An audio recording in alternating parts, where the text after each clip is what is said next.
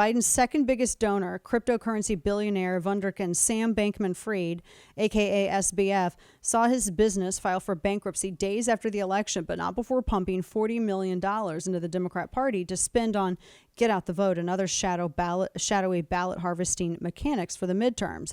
They say the shambolic 30-year-old whiz kid, once said to have been worth $16 billion, had spent about $10 million helping to get Biden elected in 2020. They said SBF's mother, Stanford law professor Barbara Fried, is also co-founder of left-wing political action committee Mind the Gap, which has raised $140 million to help Democrats win elections through the same get out the vote grift.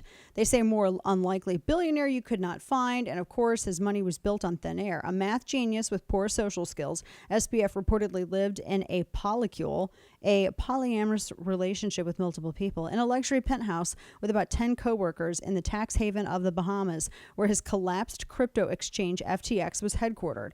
They say now Reuters is reporting that between $1 billion and $2 billion of customer funds have vanished from FTX, conveniently after Democrats safely spent his money. At last report, SBF and his mysterious co-founder Gary Wang were being held under supervision by Bahamian authorities after reportedly planning to flee to Dubai, according to fintech publication Cointelegraph. Reuters reports that between $1 billion and $2 billion of customer funds have vanished from FTX. Now, Joe Biden was calling for politicized SEC harassment of Elon Musk, but he didn't actually, as Ace notes, mention the name of the guy who once promised to donate $1 billion to the Democrat Party. SBF. He does look like he's like socially awkward, doesn't he? And they say, Divine notes that it did impact in midterm elections because it funneled millions into the DNC and all these, these Democrat PACs, etc. So it did actually have a major impact of all those midterm races. I mean, just think about all of the PACs that were out there spending cash. There's a ton of them. What was it? Looking at just as some, Protect Our Future, Guarding Against Pandemic. Oh my gosh. And he donated to committees that were aligned with Pelosi and Schumer. He also spent on pro-crypto Democrats like Gillibrand. She was sponsoring a bill to lock Securities and Exchange Commission out of regulating crypto. They note that he visited the White House. He met with Steve Ricchetti, who was a top Biden advisor, according to Free Beacon, which broke that story.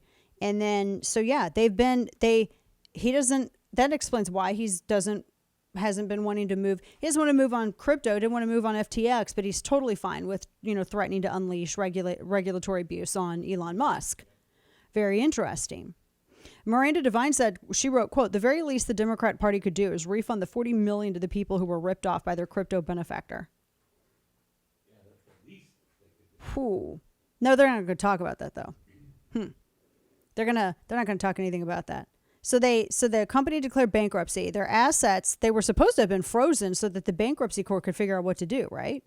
Isn't that how that works? There are no assets. Yeah, but there aren't any assets. Ace notes that hundreds of millions of dollars suspiciously vanished after the declaration of bankruptcy.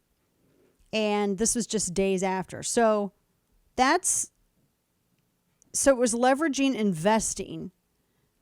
He writes, which could only continue as long as everybody's willing to park their money with FTX. If they ever asked for it back all at once, the company they would never be able to pay them off. They'd go bankrupt. So that's, which is what happened.